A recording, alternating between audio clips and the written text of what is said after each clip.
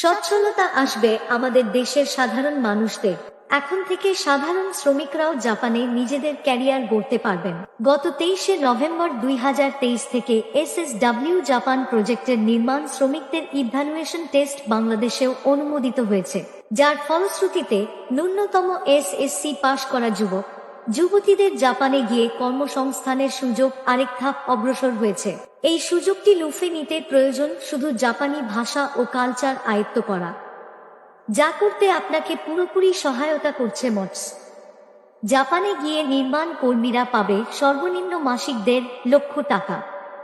এছাড়াও বাড়তি আয়ের জন্য ওভারটাইম করার সুযোগ রয়েছে এবং আরও থাকছে 5 বছর পরে ফ্যামিলি ও পার্মানেন্ট রেসিডেন্ট কার্ড পাওয়ার সুযোগ।